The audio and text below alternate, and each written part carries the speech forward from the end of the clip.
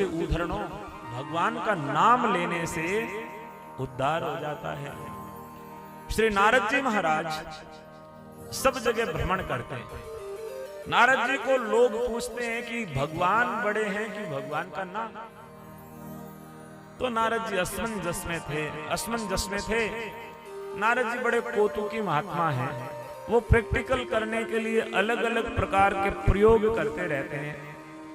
एक बार नारद जी रास्ते में जा रहे थे तो रास्ते में एक राजा मिला। केवर्त देश का राजा था जिसका नाम था सुकंत। उस राजा को देखता नारद जी सामने चल के गए। राजा जो अपनी पालकी से नीचे उतरा और पालकी से नीचे उतर करके उसने नारद जी को प्रणाम किया। नारद जी बोले, क्या बात राजन, आज कहां के लिए चले हो? बोले, महाराज आज तो सुमेरु पर्वत के ऊपर साधु संतों की धर्म सभा का आयोजन है और वहां जाकर के संतों के दर्शन करूंगा, सत्संग लाभ करूंगा और कुछ ज्ञान को हृदय में धारण करके अपने जीवन को सार्थक करूंगा। नारद जी बोले, ठीक है, लेकिन वहां पे तो बहुत सारे संत आएंगे, तुम संतों को देखते ही क्या करोगे? बोले, मेरे माता पिता ने संस्कार दिए कि साधु संत जहां भी मिले तो सबसे पहले उनको प्रणाम करो और नमस्कार करो, तो मैं सब संतों को प्रणाम करूंगा। नारद जी बोले, सब संतों को प्रणाम नहीं करना चाहिए। बोले, क्यों? बोले, वहां पे एक ऋषि आएंगे जिनका नाम है विश्वामित्र। विश्वामित्र को राज ऋषि कहते हैं। आपको पता है वो राज ऋषि क्यों है?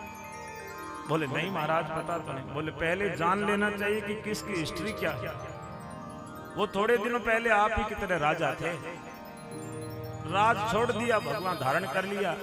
अब केवल कपड़े बदलने से कोई बड़ा थोड़ी हो जाता। सीनियरिटी की दृष्टि से तो आप उससे बड़े हो, तो आपको प्रणाम करने की जरूरत नहीं है। सबको प्रणाम करो, लेकिन विश्वामित्र जी को प्रणाम मत करना। अब नारद जी ने कहा था तो मान लिया कि बात तो सही है, वो राजा था और अब तो रिटायर हो गया, मैं तो स्टैंडिंग राजा हूं, तो मैं बड़ा हूं, मैं क्यों प्रणाम करूं? मन में एक विचारों का जो बीज कानों से जो जहर दिल तक पहुंच जाता है ना, वो बड़ा घातक होता है। वहां सुकंत गया। सुकंत ने सब संत बैठे थे क्रम से, जैसे संत बैठे हैं आए, सबको प्रणाम किया, लेकिन जहां विश्वामित्र जी बैठे थे वहां से सीधे बाईपास हो गए। उनको बड़ा गुस्सा हुआ। पंक्ति भेद और गढ़ छेद दोनों बराबर होता है। पंक्ति में भेद हो जाए, जाति को गाली दे दी जाए तो बहुत बुरा लगता है। भरी सभा के अंदर जो है अपमान हो गया विश्वामित्र जी। विश्वामित्र जी नाराज हो गए, सुकंत तूने मेरे को प्रणाम क्यों नहीं किया?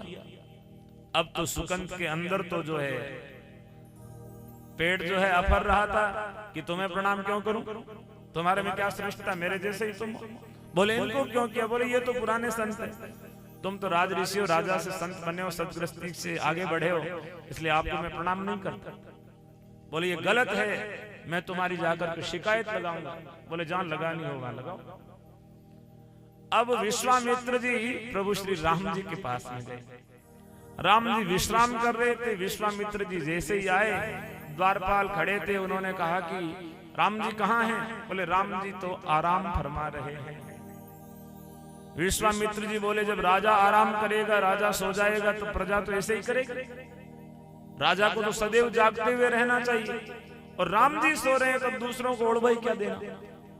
अब राम जी को जाकर के जगाया कि पता नहीं क्यों आज तो विश्वामित्र जी बड़े कुपित हैं, बड़े क्रोधित हैं, और आप चल कर उन्हें शांत करें। राम जी आए, आकर के कहा कि क्या हुआ गुरुवर, आपके चेहरे पे क्रोध, कुछ अनर्थ हो गया क्या? बोले, बहुत बड़ा अनर्थ हो गया। बोले, महाराज किसने किया अनर्थ? बोले, नाम जान करके क्या करोगे? बोले, यदि अनर्थ किया है, आपके साथ बुरा किया है, और आपके साथ यदि किसी भी प्रकार का कोई बुरा बर्ताव हुआ है और आप मेरे गुरु हो, मैं उसको जिंदा नहीं छोड़ूंगा। बोले, पक्की बात है? बोले, हाँ, मैं उसको जिंदा नहीं छोड़ूंगा। अब विश्वामित्र जी ने नाम बता दिया कि केवर्त देश का राजा है, नाम सुकंत है, और उसने भरी सभा में मुझे कहा कि तुम्हें मैं प्रणाम क्या करूं, क्यों करूं? तुम्हारे से तो मैं श्रेष्ठ हूं। अब एक सदग्रस्त राजा एक विरक्त साधु से किस प्रकार से श्रेष्ठ हो सकता है, और मेरी श्रेष्ठता के बारे में बताने के लिए आपसे ज्यादा और दूसरा कौन जान सकता है। राम जी बोले कि गुरुदेव ये तो आपके साथ में गलत हुआ, और मैंने जैसा वचन दिया है कि मैं उसको जीवित नहीं छोड़ूंगा, तो मैं उसके साथ में यही दंड विधान करने वाला हूं। रघुकुल रीत सदा चली आई, प्राण जाए पर वचन न जाए। संदेश पहुंचा है सुकंत के पास कि अब राम जी जो है संकल्प ले लिए हैं और कल आएंगे और तुम्हें छोड़ेंगे नहीं। अब आप जानते हो कि तारेगा भगवान उसी ने कौन मारनिया है, और मारेगा भगवान उसी ने कौन तारनिया है। जिसको भगवान मारने का संकल्प ले लें उसको कोई छुड़ा सकता है। किसमें सामर्थ्य है कि कोई दूसरा उसको मुक्त कराए। अब सुकंत जो है बार बार गाली किसको दे रहे हैं? नारद जी को, क्योंकि सारा काम तो खराब उसने किया। किसी व्यक्ति को आप कोई गलत चीज बता देते हो, मान लो किसी को आपने अफीम सिखा दी, शराब पीना सिखा दिया, नशा सिखा दिया, तो जब वो व्यक्ति दुखी होता है उसकी वजह से, तब वो सबसे ज्यादा गालियां और बद्दुआएं उसी को देता जिसने उसे सिखाया, जिसने उसे मनवार किया। और कोई भी व्यक्ति जब कामयाब होता है तब वो सबसे पहला धन्यवाद उसको देता जिसने वो रास्ता बताया था कि तू इस मार्ग चल कामयाब हो। भले ही भौतिक रूप से वो धन्यवाद नहीं कह पाए, लेकिन उसकी अंतरात्मा, अपनी भाषा में कहेगा आंतरिक आशीष दे। अंतरात्मा से आशीष के भाव स्वतः ही निकलते। लोग आते हैं, आके प्रणाम करते हैं, प्रणाम करते करके कहते हैं महाराज जी आशीर्वाद दो। आशीर्वाद मुंह से तो बोल के दिया जाता है, लेकिन आशीर्वाद तो तभी निकल जाता है जब आप झुकते हो। आपने सामने वाले को प्रणाम किया तो अंदर से आशीर्वाद निकल गया। मुंह से क्या बोल रहे हैं क्या नहीं बोल रहे हैं वो ज्यादा महत्वपूर्ण नहीं होता, लेकिन अंदर से जो निकला है वो महत्वपूर्ण होता। शुकंत बोला नारद जी का बहुत बुरा हो जाए जिसने मेरे जो है आज जो है मरने का कारण कर दिया। अब कल राम जी मारेंगे और मैं मरना नहीं चाहता। सुकंत अपने घर से निकला और सोचा कहां जाकर के छुपूं। छुपने के लिए इधर उधर जगह देख रहे हैं। इतनी देर में नारद जी फिर आ गए। नारायण नारायण नारायण। नारद जी को देखते ही सुकंत एकदम गुस्से में, महाराज आपने बहुत अनर्थ कर दिया। आपने ऐसा क्यों कहा कि विश्वामित्र को प्रणाम मत करना, और मैंने आपकी बात मान ली और मेरे तो जान के लाले पड़ गए। अरे भाई इतना परेशान क्यों है, तुमने कोई गलत थोड़ी कर दिया। बोले बिल्कुल गलत कर दिया, मैंने जो है विश्वामित्र जी को प्रणाम नहीं किया। तो बोले अच्छा किया जब आपने प्रणाम नहीं किया। बोले क्या अच्छा किया, अब तो मुझे मरना पड़ेगा। नारद जी बोले ये कोई नई बात थोड़ी है, मरना तो सभी को पड़ेगा। जिसका जन्म हुआ है उसको तो मरना ही पड़ेगा, अमर कौन है इस संसार में। बोले महाराज मरना पड़ेगा और कल ही मरना पड़ेगा। बोले कोई आज गया कोई कल गया, रोज जो है कोई न कोई जा रहा है। आपकी बारी कल है, किसी के परसों होगी, किसी की आज होगी, इसमें क्या चिंता की बात है, मौत से क्या घबराना, वो तो अंतिम सत्य है, स्वीकार करना पड़ेगा। नारद जी उसे और भड़का रहे हैं। बोले नहीं नहीं महाराज आप समझ नहीं रहे, मुझे तो राम जी मारेंगे। नारद जी बोले राम जी सबको जन्म देने वाले, वो मार रहे हैं तो इसमें तुझे दिक्कत क्यों हो रही है। बोले महाराज राम जी इसलिए मार रहे हैं क्योंकि विश्वामित्र जी ने जाकर के उनको कह दिया मैंने उनका अपमान किया। बोले अच्छा तो इसके लिए उपाय चाहिए। बोले हाँ। तो बोले राम जी के काम सारे कौन करता है, श्री हनुमान जी करते हैं। हनुमान जी की शरण ले लो, और श्री हनुमान जी यदि चाहेंगे तो वो कोई न कोई रास्ता निकालेंगे। अरे उन्होंने वचन दिया है रघुकुल रीत सदा चली आई, प्राण जाए पर वचन न जाए। नारद जी कहते हैं वो तो राम जी ने संकल्प लिया है, लेकिन श्री हनुमान जी महाराज ज्ञानी नाम अग्रगण्यम बुद्धि नाम वरिष्ठाम, बुद्धिमताम वरिष्ठाम, बुद्धिमानों में सबसे श्रेष्ठ हैं, ज्ञानियों में सबसे अग्रगण्य हैं। यदि आप श्री हनुमान जी के पास जाओगे तो कोई न कोई रास्ता जरूर दिखाएंगे, लेकिन हनुमान जी ऐसे नहीं मानेंगे। हनुमान जी को मनाने के लिए पहले माता अंजना के पास जाओ। माताएं जल्दी प्रसन्न होती है। अब सुकंद जो है दीनता का भाव लेकर के माता अंजना जिस पर्वत के अंदर रहती है उस पर्वत के पास में जाकर के द्वार पे खड़े हो गए। पर्वत के अंदर सुंदर सी एक गुफा बनी हुई है। माता अंजना गुफा से बाहर जैसे आई, केवल सुकंद जो है चरणों में गिर पड़ा। सुकंद ने कहा, माते मुझे अभय दान दो, मुझे प्राण दान दो। किसी मरने वाले की रक्षा करना आपका धर्म है और मैं आपकी शरणागत हूं। अब माता अंजना बोली कि कोई बात नहीं, आप मेरी शरण में हो, चिंता करने की जरूरत नहीं। कौन मार देगा तुम्हें? बोले मुझे विश्वामित्र मार देंगे। कोई बात नहीं, मैं बचाऊंगी। अब जब माता अंजना ने सिर पे हाथ रख दिया, हम जब किसी के सिर पे हाथ रखते हैं ना तो उसके योग और क्षेम का सारा संकल्प लेना हमारी ड्यूटी हो जाती है, हमारा फर्ज हो जाता है। भाई अपनी बहन के सिर पे हाथ रखता है, सिर पे हाथ रखने का मतलब है उसको ब्लेसिंग देना, उसको सुरक्षा की गारंटी देना। और मैंने जो है तुम्हारे सिर पे हाथ रख दिया, अब चिंता मत। अब श्री हनुमान जी राम जी का भजन कर रहे थे, संध्या वंदन करके आए, माता अंजना को प्रणाम किया। माता अंजना बोली, हनुमान एक बात का वचन दे। बोले किस बात का वचन देना है माते? बोले ये मेरी शरणागत में आया हुआ है और इसको विश्वामित्र मार रहे हैं, इसको बचाना। हनुमान जी बोले ठीक है माता, आपने कह दिया तो आपकी बात को रखूंगा और इसके प्राणों की रक्षा जो मैं स्वयं करूंगा। अब श्री हनुमान जी ने माता को वचन दे दिया।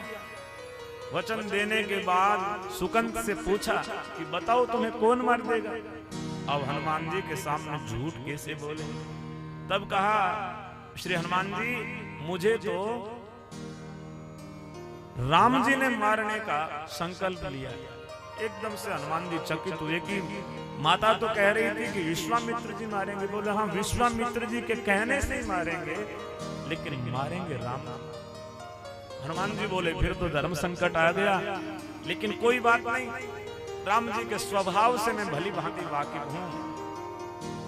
प्रबल प्रेम के पाले पढ़कर प्रभु को नियम बदलते देखा। अपना मान भले टल जाए पर भक्त का मान टलने दे। भगवान जो है प्रेम के वशीभूत जब होते हैं तो अपना मान छोड़ देते हैं, लेकिन भक्तों के मान कर मैंने ये संकल्प लिया है तो तुम्हें बचाऊंगा। कोई बात नहीं, मेरे पास में बैठ और मेरे साथ में कीर्तन कर।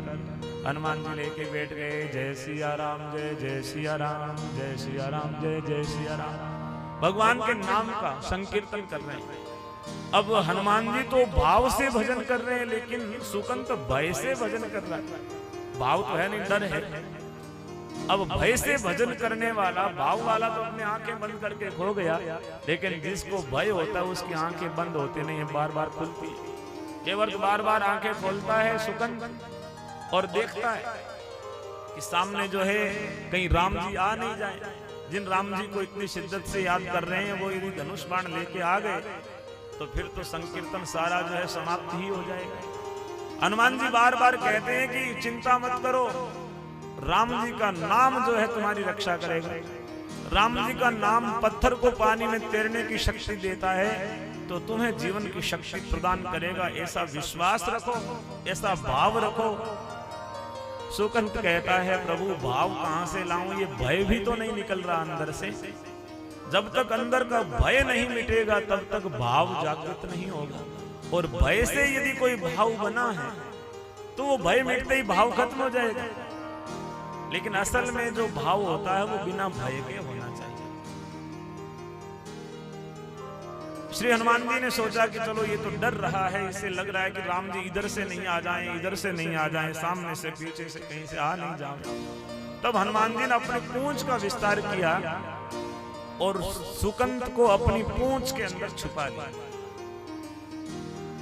जब भक्तों की पूंछ के अंदर कोई भयभीत व्यक्ति भी छुप जाता है तो उसको भी भय मुक्त होने का शक्ति और सामर्थ्य परमात्मा दे देते हैं। अब केवल सुकंद बड़े सुरक्षा को देखते हुए भगवान के भजन में लग गया इधर राम जी लक्ष्मण जी के साथ में आए और कहा कि कौन ऐसा उदंड है, किसने ऐसी धृष्टता की है जो मेरे गुरु महाराज का अपमान कर सके। उसको मैं इस पृथ्वी पे जीने नहीं दूंगा और उसको जीने का कोई अधिकार भी नहीं है। अब उनको पता चला कि जिनको आप खोज रहे हो वो तो हनुमान जी की शरणागति में, उनकी कस्टडी में। अब राम जी सीधे हनुमान जी के पास में आ गए। श्री हनुमान जी अपनी पूंछ के सुरक्षा के घेरे के अंदर सुकंत को लिए बैठे। राम जी पधारे और आकर के आओ देखा ना ताओ सीधा बाण चला दिया। अब बाण चला तो शरणागत जो होता है उसके श्री हनुमान जी रक्षक है, और सुकंत शरण में है। बाण जैसे ही चला तो श्री हनुमान जी ने अपना सीना आगे बढ़ा दिया। जैसे सीना आगे बढ़ा, हनुमान जी के सीने में जाकर के बाण लगा। बाण श्री हनुमान जी के सीने में लगा और गिर गए प्रभु राम जी। राम जी गिरे तो लक्ष्मण जी को अचंभा हुआ कि ये तो गलत हो गया, हो सकता है श्री हनुमान जी ने कोई सामने से शक्ति का प्रहार कर दिया। और हनुमान जी ने ऐसा क्यों कर दिया? वो तो राम जी के सेवक हैं और सेवक अपने स्वामी के ऊपर किसी प्रकार का प्रहार तो कर ही नहीं सकता। और श्री हनुमान जी तो इतने ज्ञानी हैं, वो कैसे कर सकते हैं? लक्ष्मण जी पास में गए, जाकर के देखा श्री हनुमान जी भी जो है मूर्छित पड़े हैं। प्रभु श्री राम जी जो है दर्द से कराह रहे हैं। अब जहां जाकर के सीने में बाण लगा था, वो बाण जहां सीने में अंदर लगा है, हनुमान जी के सीने के अंदर भी तो राम जी बैठे। देख लो मेरे दिल के नगीने में श्री राम जानकी बैठे हैं मेरे सीने में। ये तीनों ही श्री हनुमान जी के हृदय में है। अब हृदय में बैठे राम जी को जब बाण लगा, अब हनुमान जी को मूर्छित देख करके राम जी आए और हनुमान जी को अपनी गोद में बिठा लिया। और हनुमान जी का सिर राम जी की गोद में है और राम जी एक सिर हनुमान जी के, एक हाथ हनुमान जी के शीश पे दिया हुआ है और एक हाथ जहां पे हनुमान जी को चोट लगी है बाण की, वहां पे सहला रहे हैं हनुमान जी। अब राम जी का दिया हुआ दर्द है, उससे इतने ज्यादा पीड़ित नहीं है, लेकिन योजना बना रहे हैं कि अब प्रभु राम जी का गुस्सा, क्रोध मैं कैसे शांत करूं और उसके बाद में मैं सुकंत की रक्षा करूं। अब प्रभु श्री राम जी आंखें बंद करके बड़े जो है आत्मीय एहसास के साथ में हनुमान जी के सिर पे हाथ फेर रहे हैं। और श्री हनुमान जी ने धीरे से देखा कि अब प्रभु श्री राम जी की आंखें बंद है। तब सुकंत को पूंछ के अंदर से निकाला और अपने सिर की जगह सुकंत का सिर रख दिया। अब प्रभु श्री राम जी सिर पे हाथ फेर रहे हैं और वो हाथ जो है सुकंत के सिर पे फेरा जा रहा है। हनुमान जी सामने गए और कहा कि प्रभु आपकी जय जयकार हो, जिसको आप मारने के लिए आए थे उसके तो आपने सिर पे हाथ रख दिया, अब इसको तो आप मार नहीं सकते। लेकिन इतनी देर में विश्वामित्र जी आ गए पीछे से कि मैं देखता हूं उस उदंड को कि वो कैसे तड़प तड़प करके प्राण देता है। लेकिन जब ये भाव देखा कि राम जी तो सिर पे हाथ लिए बैठे हैं, कहते हैं जिस पे कृपा राम की होई तां पे कृपा करे सब कोई। और हनुमान जी ने सुकंत को इशारा किया कि गुरुजी आ गए, चरणों में गिर जा। और दौड़े दौड़े सुकंत गए, जाकर के श्री हनुमान जी की कहे अनुसार विश्वामित्र जी के चरणों में गिर पड़े। चरणों में गिरते विश्वामित्र जी प्रसन्न हो गए और उन्होंने उसे अभय होने का वर दे दिया कि अब तुझे कोई डरने की जरूरत नहीं है, क्योंकि तूने अपने आप में सुधार कर लिया। और संतों का काम सुधार करना है, संहार करना नहीं है। किसी को मिटाना संतों का कोई उद्देश्य नहीं है, किसी को सुधारना जो है वो संतों का उद्देश्य होता है। जब तुमने अपने आप में सुधार कर दिया तो जाओ, तुम्हें माफ किया। और राम जी से कहा कि भाई इसको अब माफ कर दो। जिन्होंने दंड की याचना की थी उन्होंने जब माफी के लिए आदेश दे दिया, तब जो है सुकंत की माफी हो गई। अब सुकंत और सारा जब वातावरण एकदम शांत हो गया, तब विश्वामित्र जी ने कहा कि सुकंत तुम तो बड़े धर्मात्मा राजा हो, तुम्हारे मन में ये दुर्विचार कहां से आया? कौन गलत व्यक्ति के साथ तुम बैठ गए थे? कोई कुसंग कर लिया होगा। सुकंत ने कहा कि प्रभु ये कुसंग का प्रभाव नहीं है, ये तो सत्संग की वजह से। है सत्संग की वजह से। ऐसा कौन संत है जो ये कहेगा कि संत का अनादर करो। अब नारद जी जो है 3 लोक में कहीं भी जा सकते हैं, कहीं भी आ सकते हैं, उनको सब जगह का एक्सेस है। उसी सभा में तुरंत नारद जी प्रकट हो गए और कहा नारायण नारायण प्रभु, ये तो मेरी वजह से हुआ। अरे नारद जी, तुम तो सदैव इस बात के पक्षधर रहे हो कि संतों का सम्मान होना चाहिए, लेकिन तुमने अपमान की बात क्यों कही। नारद जी बोले प्रभु, एक बात फंस गई थी। सब जगह जहां भी जाएं लोग पूछते थे कि राम जी बड़े हैं या राम का नाम बड़ा है। तब हमने सोचा कि इस बात को राम जी से ही प्रमाणित करवा लें तो पता चल जाएगा। और मैंने अवसर खोजा कि इस अवसर पे राम जी को, जब ये सारे संत महात्मा आएंगे और राम जी विश्वामित्र जी की बात को टालेंगे नहीं, इसी भाव से मैंने जो है अपमान करवाया। किसी बात को सुधारने के भाव से यदि कोई अपमान किसी संत का भी करवाया जाता है तो संत उस अपमान के घूंट को पीने को भी तैयार हैं। अब नारद जी ने कहा कि प्रभु, अब मैं इस बात को दावे के साथ कहीं भी कह सकता हूं कि राम जी से बड़ा राम जी का नाम है। भगवान सब जगह नहीं हो सकते, उनका हम जो है अनुभव नहीं कर सकते।